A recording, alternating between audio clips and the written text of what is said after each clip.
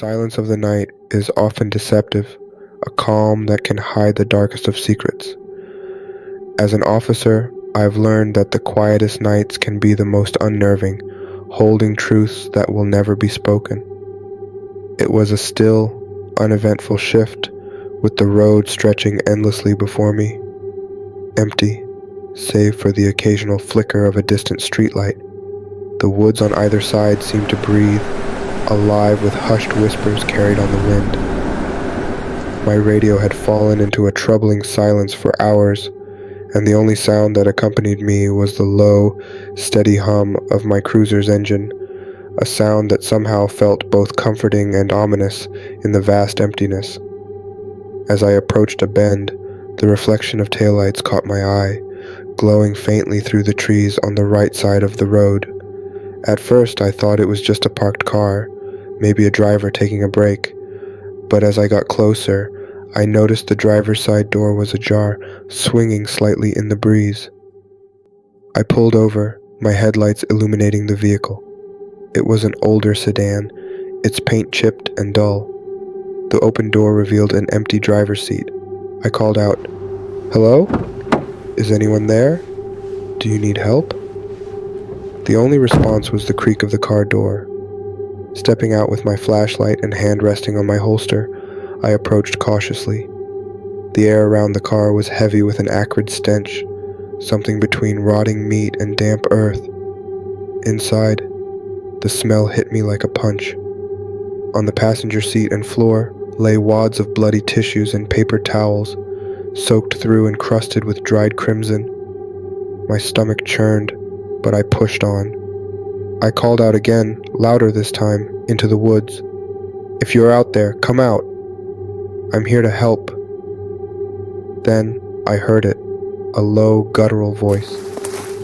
It came from deep within the woods, indistinct and menacing, like someone murmuring through clenched teeth.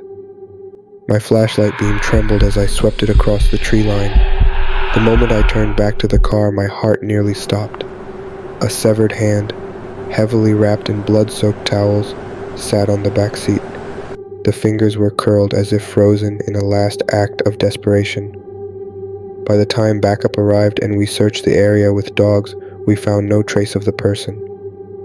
The car, stolen and abandoned, left us with more questions than answers. To this day, the severed hand remains unidentified, and the voice in the woods still haunts my dreams. Before we get into the next story, if you come for the first time, please make sure to subscribe to our channel and press the bell icon for upcoming scary stories. We need your support. Please share these stories with your friends and family. Thanks. Not every house is a home. Some are traps, places where reality bends, and nothing is as it seems. That night, my partner and I were following up on a lead about a missing woman who'd broken her parole.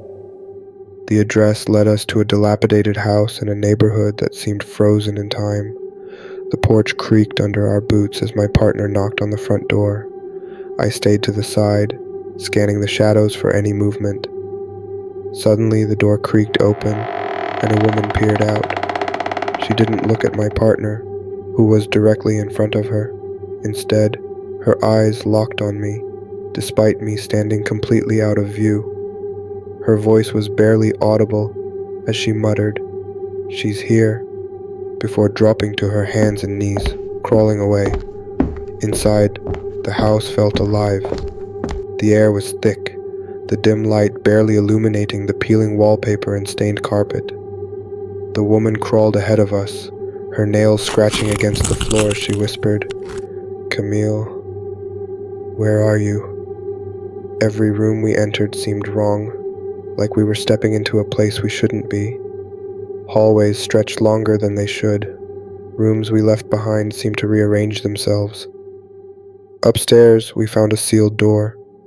After forcing it open, we were greeted by an attic instead of the expected bedrooms. Old trunks and cobwebs filled the space, and an unsettling sense of being watched lingered.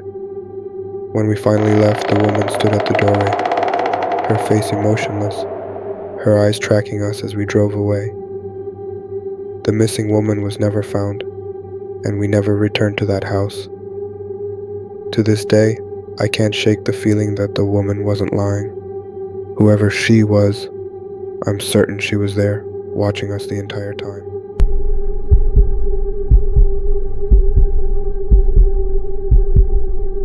Some doors should never be opened, no matter what's on the other side. The call came from a concerned neighbor. They hadn't seen the family in weeks, not even the dog that used to bark incessantly in the yard. My cousin Bob, a seasoned officer but not one for superstitions, was the first to arrive. From the moment he stepped onto the porch, an uneasy feeling settled over him.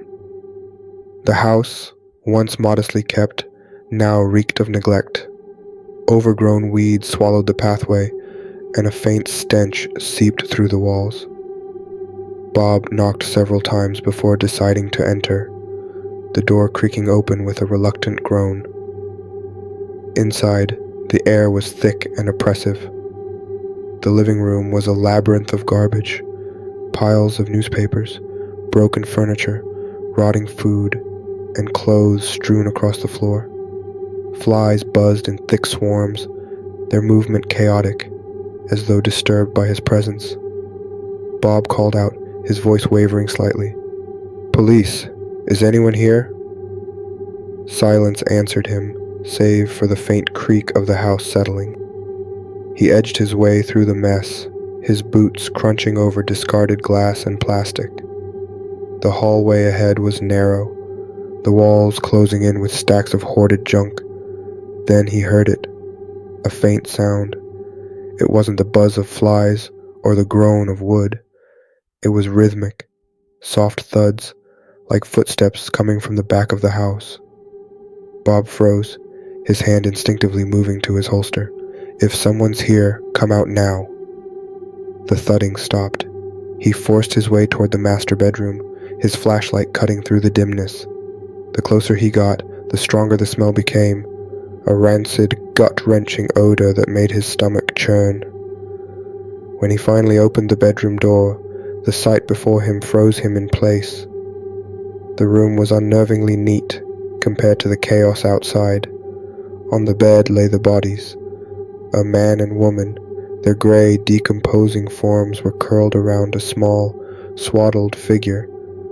The woman's skeletal arms clutched the bundle tightly to her chest, as though protecting it even in death.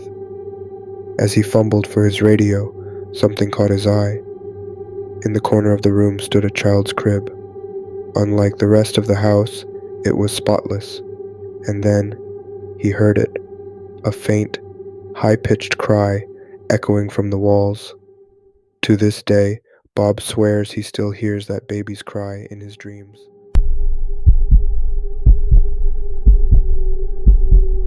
Sometimes what you don't see is far more dangerous than what you do.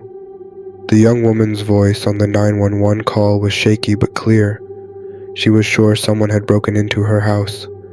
By the time I arrived, the call had disconnected.